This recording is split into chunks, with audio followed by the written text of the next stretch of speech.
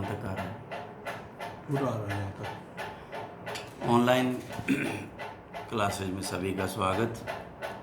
First year AHDP के students के लिए फिजियोलॉजी में आज क्योंकि ये थोड़ा समझ में आया इसलिए कंटिन्यूएशन में ले लेते हैं। ये समझ में आ जाएगा तो हमने ये इसमें मरूला, ब्लास्टूला और गैस्ट्रूला स्टेजेस के बारे में, एम्ब्रियो जो है वो डेवलपमेंट, अर्ली एम्ब्रियोनिक डेवलपमेंट के बारे में पढ़ा। और हमने ये लास्ट शब्द जो देखा था कि इम्प्लांटेशन, इम्प्लांट होना, यूट्रस के साथ उसका अटैच हो जाना एम्ब्रियो।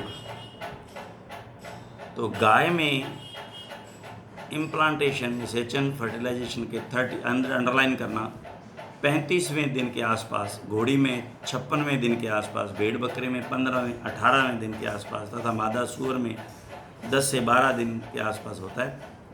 वृद्धि करता हुआ भ्रूण मुख्य ऊतकों, अंगों एवं तंत्रों के निर्माण के पश्चात फीटस या फीटस कहलाता है।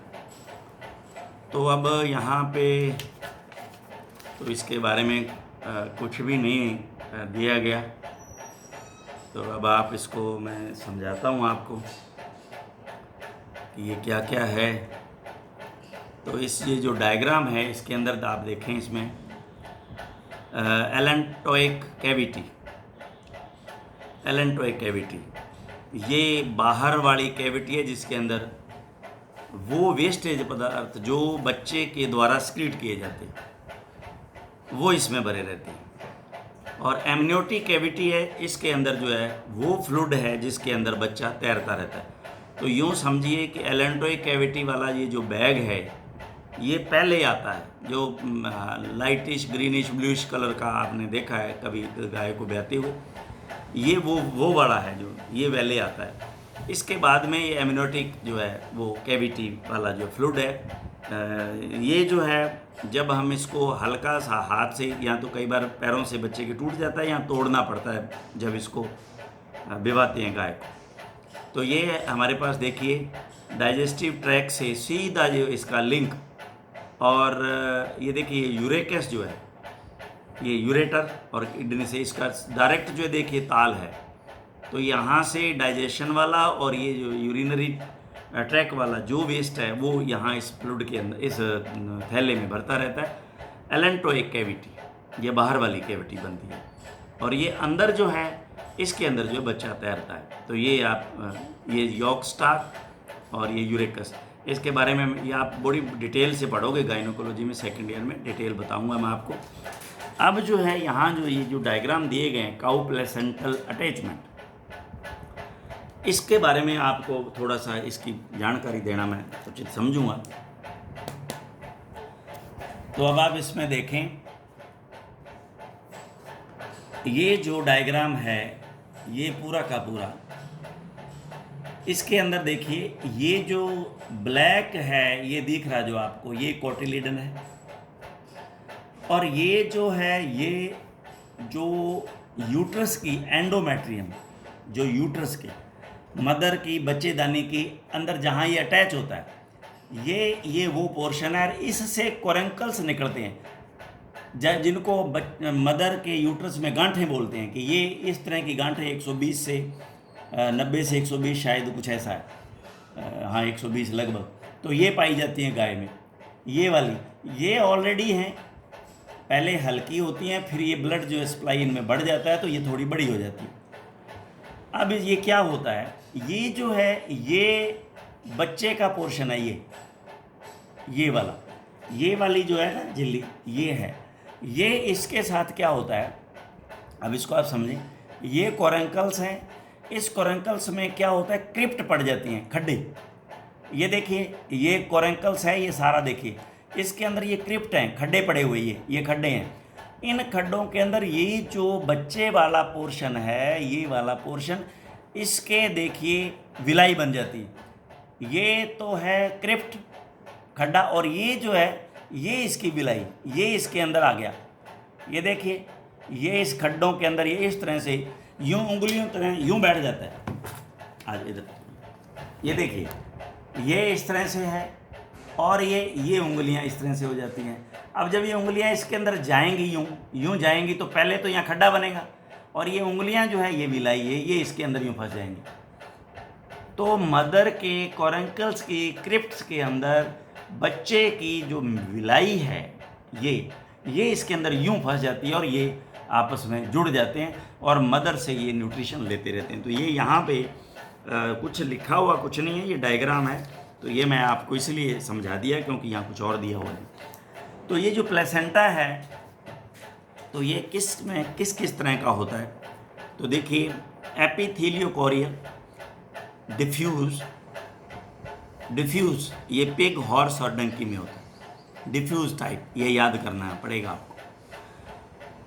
सिंडेस्मोकोरियल ये नाम है इनके दो, यहाँ इसको कोटिलिडनरी भी कहते हैं। ये कोटिलिडनरी गाय में, अभी मैंने ये बताया, अभी आपको बताया ये कोटिलिडन्स है। ये जो है गाय और इसमें शीप, गॉट और काऊ में।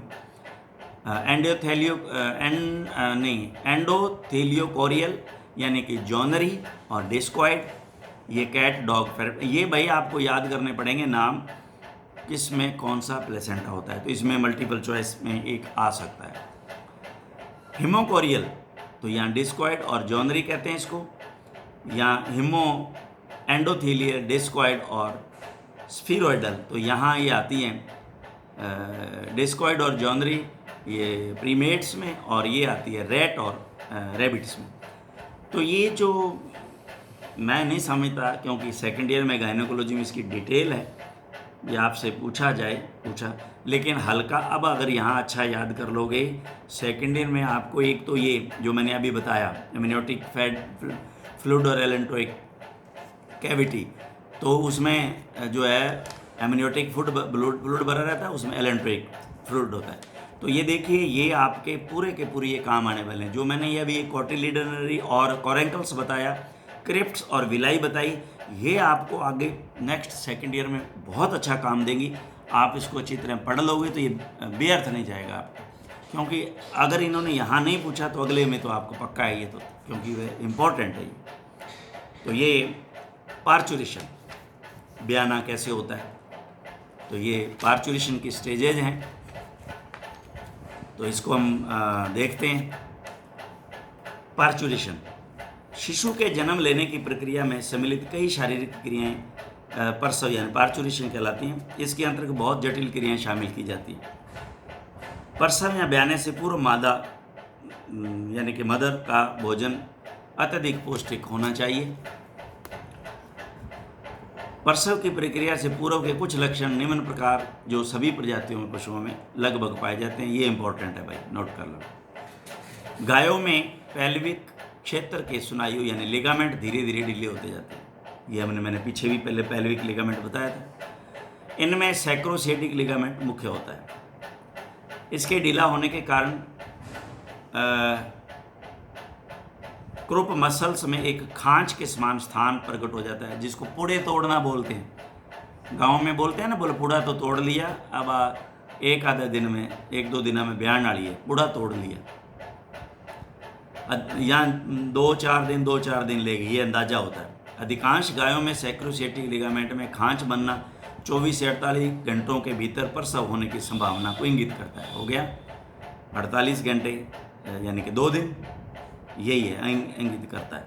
इसी दौरान पूंछ का सिरा ऊपर उठ जाता है,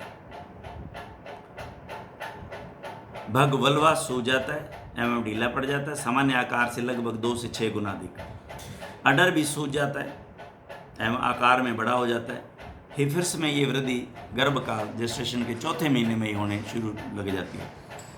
चौथे महीने में अडर यानी कि टीट दिखने नजर आएंगे, बढ़ने शुरू हो जाएंगे और अडर जो है वो बढ़ना शुरू हो जाता है। जबकि अधिक बार ब्याने वाली गायों में अडर की वृद्धि अंतिम 2 से 4 सप्ताह में होती है।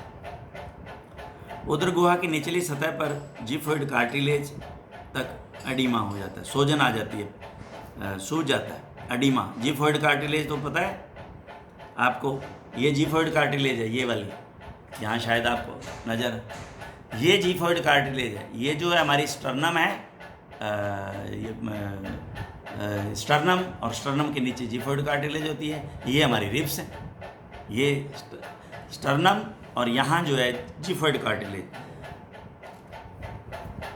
तो ये यहाँ तक जानवर के यहाँ तक हल्का सा नीचे जो है वो एडिमा हो जाता है। कहते हैं ना कि हल्की सी सूजन आ गई है, लगता है पानी सा भर गया।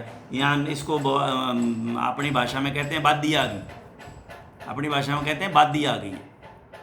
तो इसको नोट कर लें। पार्चुरेशन से कुछ पूर्वायन का अडर सिक्रीशन शहद के समान से बदलकर पीला गाढ़ा अपारदर्शी कोशिकाओं से युक्त हो जाता है, जिसे क्लोस्ट्रम कहते हैं। अधिक दूध देने वाली गायों में इस समय दूध थर्नोटिड्स के रिसने या बहने लगता है। यह समय योनि वेजाइना से निकलने वाला स्त्राव वेजाइनल डिस्चार्ज सफ़ेद धागेनुमा म्यूकस होता है। यह स्त्राव लगभग 7वें महीने से शुरू हो जाता है। अपने ये कहना शुरू कर देते हैं, गाय या भैंस है के करे अभी आँखियाँ आने लग रही, बोले ये बच्चा संवारती है। पंजाबी भाषा में तो ये कहते बच्चा संवार दी होना ही। अभी 7वें महीने से, जैसे ही 7वें महीने में बच्चा ऊपर आना शुरू हो जाता है 7वें के बाद, तो उससे पहले ये जो है एब्डोमिनल कैविटी में रहता है। यह श्लेष म्यूकस प्रसव तक बढ़ता चला जाता है। प्रसव पार्चुरेशन के समय इसी श्लेष्मा से बनी सर्वाइकल सील गल जाती है। प्रसव की शुरुआत, बिगिनिंग ऑफ पार्चुरेशन। इस प्रक्रिया में हार्मोन बहुत महत्वपूर्ण योगदान देते हैं। प्रसव से पूर्व शरीर में एस्ट्रोजन की मात्रा बढ़ जाती है ताकि ऑक्सीटोसिन गर्भाशय यूट्रस पर अपना प्रभाव दिखा सके। ऑक्सीटोसिन पोस्टीरियर पिट्यूटरी से। ऑक्सीटोसिन गर्भाशय की गतियों को बढ़ा देता है एवं ऑक्सीटोसिन तभी गर्भाशय की दीवारों पर कार्य करता है जब एस्ट्रोजन मौजूद होता है, क्योंकि एस्ट्रोजन क्या करेगा, पीछे को खोलेगा, और वो ऑक्सीटोसिन तभी कार्य करेगा, तभी पुश करेगा बच्चे को बाहर की साइड में, तभी वो उसका यूट्रस का कंट्रैक्शन करेगा। इस दौरान प्रोजेस्टेरोन का स्तर कम हो जाता है। अब प्रोजेस्टेरोन कम हो गया। प्रसव के दौरान पीयूष ग्रंथि, जेर, अंडाशय, गर्भाशय एवं एड्रीनल ग्रंथि के हार्मोन मदद करते हैं। प्रसव पार्चुरेशन को 3 मुख्य भागों में अवस्थाओं में बांटा जा सकता है, जो निम्न अवस्थाएं हैं। नंबर 1, प्रथम अवस्था, फर्स्ट स्टेज। इस अवस्था में गर्भाशय यूट्रस की दोनों प्रकार की मांसपेशियां लॉन्गिट्यूडिनल और सर्कुलर, ध्यान रखना, में संकुंचन एवं कर्माकुंचन गतियां शुरू हो जाती है और ग्रीवा सर्विक्स ढीली होने लगती है। अब आप देखिए, ये यूट्रस है, मान लीजिए ये तो इसकी जो लॉन्गिट्यूडिनल मसल होगी, यूं हैं जो ये लॉन्गिट्यूडिनल मसल है, यहाँ सर्विक्स पे हैं या यूं हैं जो उसकी, तो यहाँ वो क्या है, वो सर्कुलर मसल है। 2 तरह की मसल हैं इसमें। तो ऑक्सीटोसिन क्या करता है, इनको कंट्रैक्ट करेगा, इसको कंट्रैक्ट करेगा। तो अब आप इस बात का भी खास ध्यान रखना होता है कि आप ऑक्सीटोसिन की अगर ज़रूरत है तो कब लगाओगे आप जानवर के। देखिए, ध्यान रखने वाली बात है, अगर आपने ऑक्सीटोसिन लगा दिया तो ये कंट्रैक्ट करेगा। अब ये तो कंट्रैक्ट करेंगी और ये भी कंट्रैक्ट करेंगी, तो ये सर्विक्स अगर पहले खुली हुई नहीं है तो टाइट हो जाएगी, ध्यान रखना।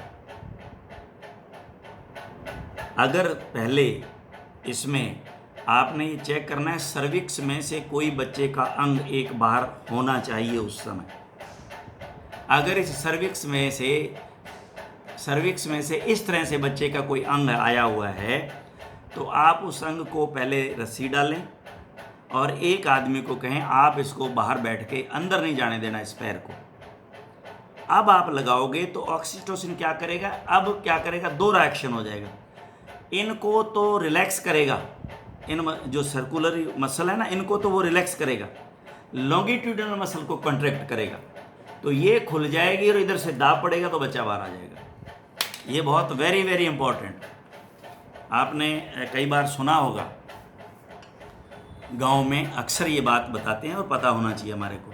तो देखिए, डॉक्टर जो है वो दाई से पूछता है, लेडीज़ के मसले में दाई से पूछता है, और दाई कहती है अभी तक टीका लगाने को टाइम को नहीं हो डॉक्टर जी, तो वो नहीं लगाता। फिर वो दाई कहती है कि अब इसके टीका लगाने का टाइम आ गया, अब लगाओ। यानी कि एक कोई अंग उसका बच्चे का बाहर जो है नज़र आ रहा है, लेकिन पूरा बच्चेदानी वो खुली नहीं है।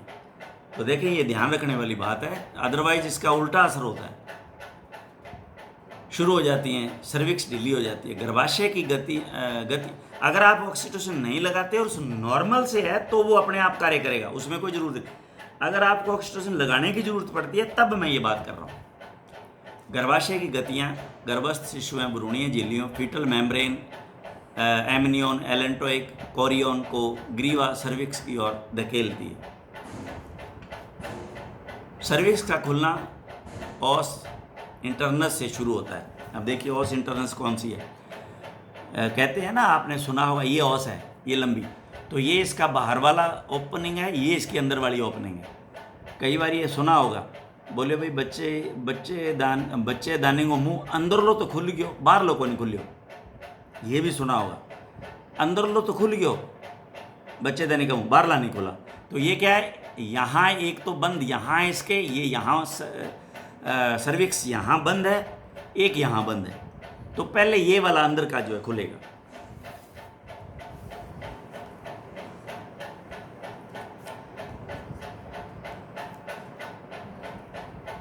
ऑस इंटरनस बोलते हैं उसको, अंदर वाले को ऑस इंटरनस से शुरू होता है तथा इस दौरान गाय में गर्भाशय में हर 15 मिनट में संकुचन होते हैं। संकुचन क्रमिक रूप से वह एवं रुक रुक रहते हैं, दर्द होता है इस समय। इस अवस्था के अंत तक सर्विक्स पूर्ण रूप से ढीली रिलैक्स पड़ जाती है। इस दौरान भूख न लगना, तनाव व अनियमित रूप से जुगाली रूमिनेशन मुख्य लक्षण होते हैं। नाड़ी दल, पल्स रेट एवं श्वसन दर, रेस्पिरेशन बढ़ जाती है, लेकिन शरीर का तापमान अनियमित रूप से परिवर्तित होता है। गायों में इस अवस्था की अवधि 2 से 6 घंटे तक होती है। ये वाली प्रथम अवस्था, फर्स्ट स्टेज, 2 से 6 घंटे। इस अवस्था के अंत में एलेंटोइज कोरियोन यानी कि एलेंटोकोरियोनिक मेम्ब्रेन नामक बाहरी भ्रूणीय झिल्ली, फीटल मेम्ब्रेन फट जाती है। इसे फर्स्ट वाटर बैग कहते हैं, मैंने अभी आपको बताया। इसके पश्चात दूसरी फीटल मेम्ब्रेन एमनियोन सर्विक्स में आती है, इसे सेकंड वाटर बैग कहते हैं। जैसे ही फीटस का कुछ भाग पेल्विक में आता है, प्रसव पीड़ा, लेबर पेन्स या स्ट्रेनिंग की शुरुआत हो जाती है, जोर मारती है गाय। लेबर पेन्स में उदरीय, एब्डोमिनल एवं डायाफ्रैगमेटिक मांसपेशियाँ ज़्यादा काम आती हैं। पेट का और डायाफ्रैगमेंट से जोर जो पशु लगाता है वो यहाँ वाली मांसपेशियाँ काम में आती हैं। सेकंड स्टेज, द्वितीय अवस्था।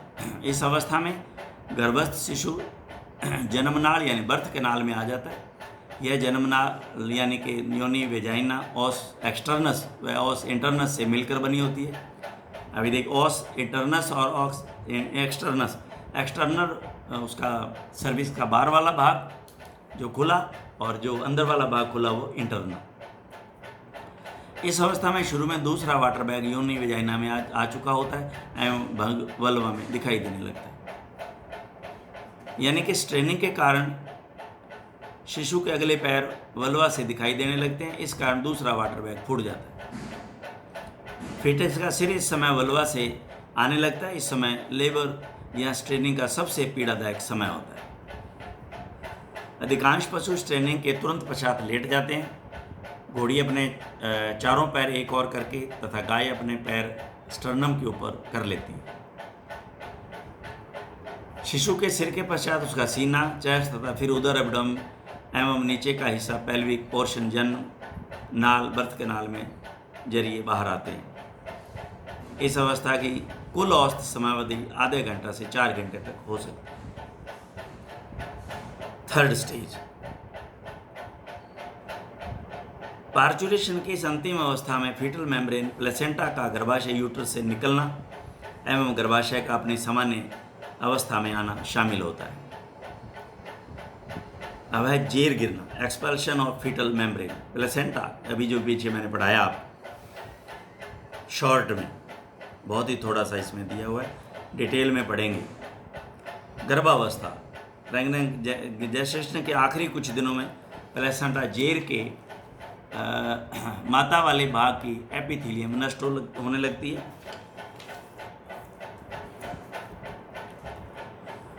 इसमें क्या होता है, लास्ट में जब बच्चा जो बाहर आ गया तो आखिरी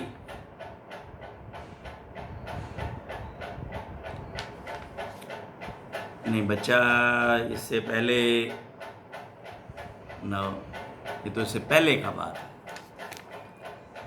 हाँ, प्लेसेंटा गर्भाशय ये प्रेगनेंसी के दौरान यानी कि आखिरी कुछ दिनों में प्लेसेंटा जेर के माता वाली भाग की एपिथेलियम नष्ट होने लगती है, और जैसे ये नष्ट होगी तो वहाँ से कनेक्शन जो है बच्चे के साथ हट जाएगी। बच्चे के जन्म के पश्चात प्लेसेंटा, फीटल प्लेसेंटा की रक्त वाहिनियाँ, ब्लड वेसल, विलाई छोटी हो जाती है।